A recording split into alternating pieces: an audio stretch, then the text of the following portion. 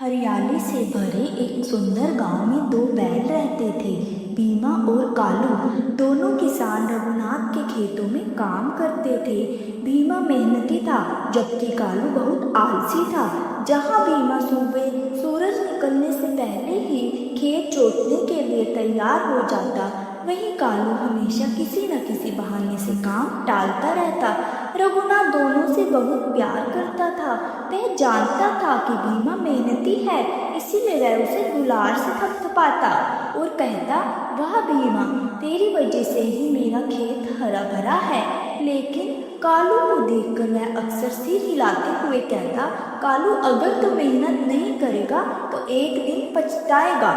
कालू मुस्कुराकर जवाब देता, अरे मालिक, जिंदगी का क्या भरोसा, थोड़ा आराम भी तो जरूरी है।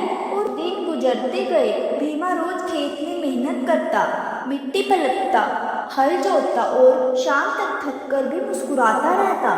उसकी चमड़ी पर मिट्टी चिपकी रहती, लेकिन उसके मन में संतोष था।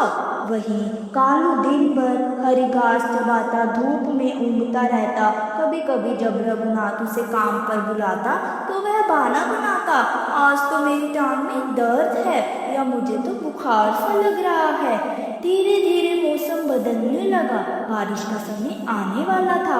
रघुनाथ ने दोनों बैलों को ज्यादा मेहनत करने को कहा ताकि खेत पूरी तरह तैयार हो जाए।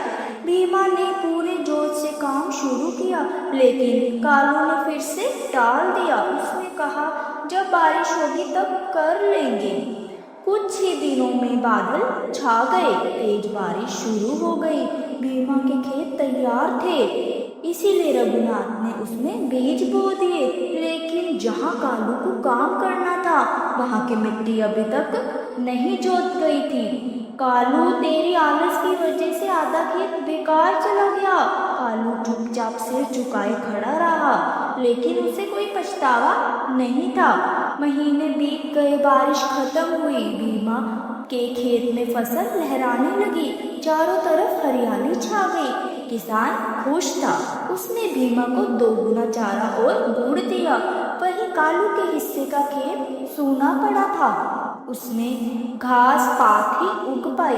अब रघुनाथ ने कालू को डांटते हुए कहा, अब तू किसी काम का नहीं, अब तो तुझे बेचना पड़ेगा।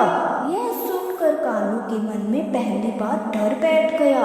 उसने सोचा, अगर मालिक ने मुझे बेच दिया तो ना जाने कहाँ जाना पड़े। अगले दिन कालू ने मन में ठान लिया कि वह अब बदल जाएगा। भीमा हैरान हुआ, क्या बात है कालू, आज सूरज निकलने से पहले ही तू तैयार है? कालू ने मुस्कुराते हुए कहा, हाँ दोस्त, अब मुझे समझ आ गया है कि मेहनत ही असली सुख है। उस दिन दोनों ने मिलकर खेत में काम किया। कालू ने पहली बार मेहनत की। रघुनाथ ने यह देखा तो मन ही मन खुश हुआ। उसने दोनों को प्यार से गुड़ खिलाया और कहा, अब यही बात है मेरे सच्चे बैलों की, जब दोनों मिलकर काम करेंगे तो खेत सोना उगलेगा। धीरे धीरे कालू की आदतें बदलने लगी।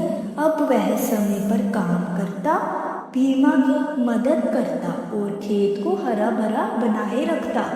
अगले साल जब फसल कटी तो रघुनाथ ने दोनों बैलों को फूलों की माला पहनाई और कहा, देखो, जो पहले आराम करता था अब वही सबसे आगे है। कालू गर्व से मुस्कुराया। उसने भीमा की ओर देखा और बोला, दोस्त, तूने सही कहा था, आराम अच्छा है, लेकिन मेहनत ही जीवन का असली आनंद है।